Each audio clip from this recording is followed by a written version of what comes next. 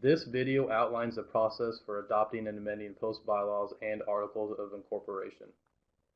Bylaws are instrumental as they encompass the rules and regulations that help define business practices of the post. Bylaws should specify the rules as determined by the membership that are important and specific to the duties of an officer, committee, or post operation. Posts submitting and amending bylaws must do so in accordance with Section 202 of the National Bylaws and Manual of Procedure. Adopting or amending bylaws requires 20 days notice to be given to the members of the post prior to the date of the meeting where they are to be proposed. This provides adequate time for all post members to review the bylaws or the proposed amendments. A post may then adopt or amend its bylaws only by a 2/3 vote of the members present at a meeting. After the bylaws are approved by the members, they must be forwarded to the department commander for review of any conflicts with the department bylaws, as well as any local or state laws. After the department review, bylaws are forwarded to national headquarters for review by the commander-in-chief or their designee. Post bylaws will only become effective after being reviewed by the department commander and commander-in-chief. Typically, bylaws review takes 7 to 10 days during off-peak months and 1 to 2 weeks during peak months, which typically takes place after the National Convention. Outdated language and bylaw references are typically the main contributors to post bylaws requiring corrective action. Delegates attending the National Convention have amended the national bylaws over time. It is imperative that the post adheres and ensures its bylaws do not have any conflicting language. This is one of the reasons why the adjutant is to maintain a current copy of the national bylaws, manual of procedure, and ritual as provided in their duties and obligations in Section 218 A6E of the Manual of Procedure. Here are some examples of common conflicts. The bylaw section referenced in the second sentence of Section 1 is improper as it is an outdated bylaw reference. Section 205 of the Manual of Procedure provides for the change of location, meeting place, day, or time. This is unnecessary language as a change of meeting place is outlined in Section 2.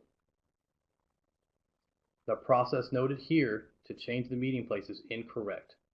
A post may, after at least 14 days written notice to the department commander and the members of the post, change its meeting place, appointed day or time, upon a majority vote of the members present at a regular or special meeting called for such purpose.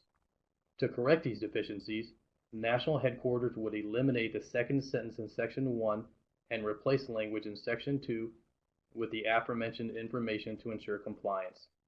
Another common conflict is the admission fee. The admission fee is for a post is for the processing of a member's application. This is not the same as post dues. Oftentimes, a post will get this confused with their dues. That would mean a double payment of post dues, which is not the intent.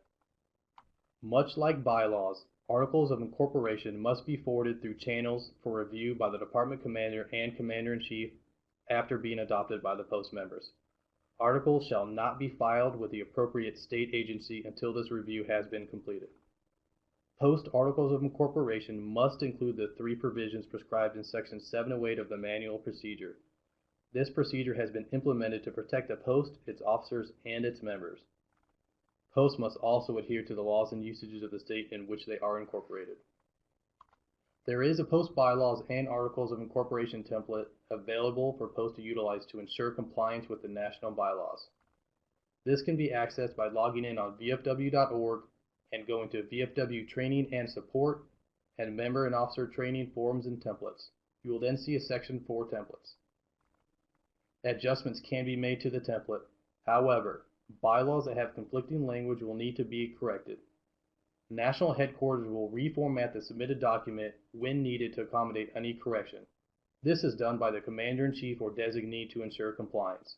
National bylaws take precedence and supersede post bylaws.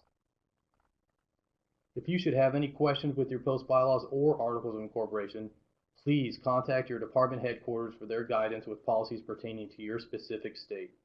Additional questions can be submitted to National Headquarters, specifically Administrative Operations.